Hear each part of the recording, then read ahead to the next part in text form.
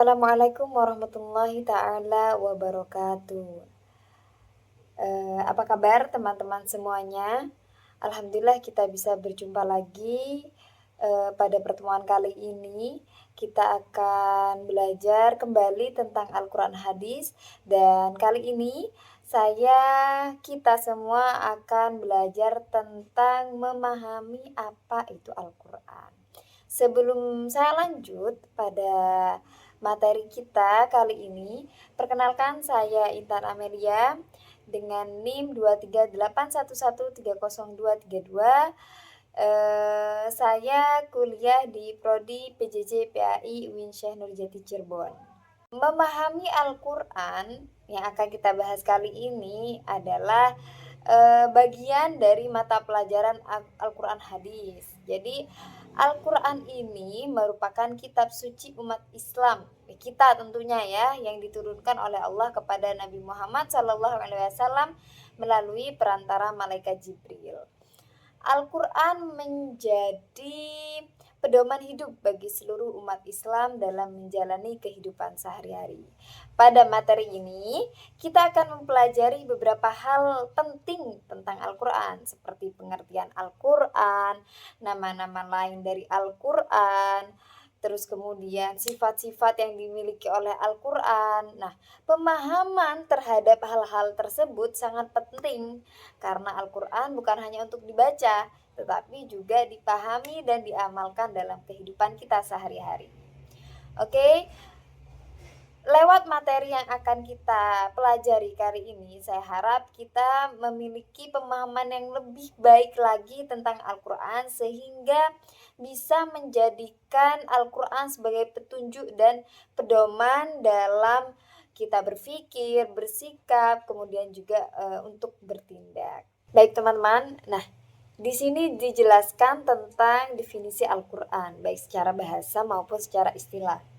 Secara bahasa, Al-Quran berasal dari kata qoro'ah yang berarti membaca. Oleh karena itu, Al-Quran dapat diartikan sebagai bacaan yang sempurna dan selalu dibaca oleh umat Islam. Sedangkan secara istilah, Al-Quran adalah kalam atau firman Allah Subhanahu wa taala yang diturunkan kepada Nabi Muhammad SAW melalui malaikat Jibril. Al-Quran ditulis dalam mushaf, diriwayatkan secara mutawatir atau oleh banyak perawi sehingga keasliannya terjamin dan membacanya bernilai ibadah. Selain itu, Al-Quran diawali dengan surah Al-Fatihah dan diakhiri dengan surah An-Nas. Dari definisi tersebut dapat kita pahami bahwa Al-Quran bukan sekedar bacaan biasa, melainkan Al-Quran adalah wahyu Allah yang menjadi pedoman hidup bagi seluruh umat Islam. Nah, selain disebut Al-Quran, kitab suci umat Islam juga memiliki beberapa nama lain yang menunjukkan fungsi dan keistimewaannya. Yang pertama, ada Al-Furqan yang berarti pembeda.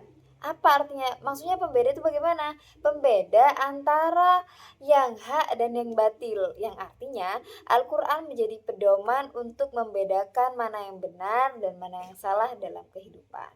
Yang kedua ada Alkitab. Alkitab yang berarti buku suci. Nah, nama ini menunjukkan bahwa Al-Quran merupakan kitab yang berisi petunjuk hidup bagi manusia. Yang ketiga di sini ada At-Tanzil. At-Tanzil adalah sesuatu yang diturunkan. Jadi At-Tanzil artinya sesuatu yang diturunkan. Sesuatu yang diturunkan bagaimana? Nah, nama ini menjelaskan bahwa Al-Quran berasal dari Allah Subhanahu wa taala yang diturunkan kepada Nabi Muhammad SAW melalui malaikat Jibril.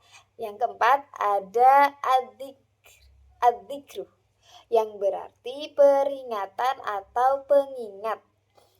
Jadi, Al-Quran berfungsi sebagai pengingat bagi manusia agar selalu berada di jalan yang benar dan mengingat Allah Subhanahu wa taala. Nah, dari nama-nama tersebut kita dapat memahami bahwa Al-Quran memiliki banyak fungsi, yaitu sebagai apa? Yang pertama sebagai petunjuk, kemudian pembeda antara yang benar dan yang salah, serta sebagai peringatan bagi umat manusia. Nah, sekarang yang saya pertanyakan, kenapa Al-Quran memiliki banyak nama? kira-kira, apa juga tujuannya, hikmahnya apa kira-kira? Di sini, hikmah yang pertama kenapa kok banyak nama, hikmah yang pertama adalah untuk menunjukkan keagungan Al-Qur'an. Semakin banyak nama yang diberikan, semakin menunjukkan betapa mulia dan istimewanya Al-Qur'an sebagai wahyu Allah Subhanahu wa taala.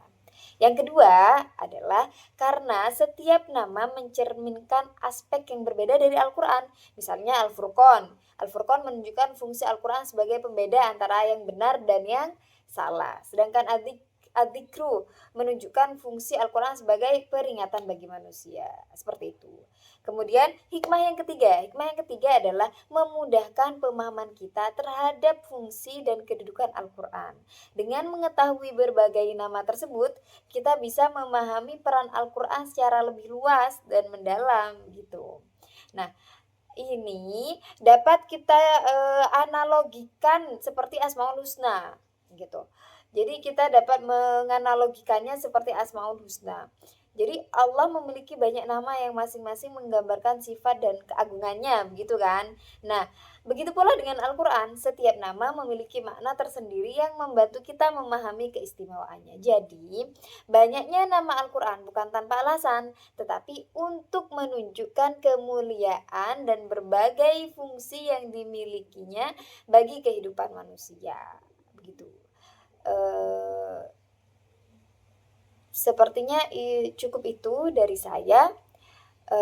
Yang tadi kita sudah, belajar tentang pengertian, Al-Qur'an, terus kemudian nama-nama lain dari Al-Qur'an, kemudian hikmah, banyaknya nama Al-Qur'an, begitu ya.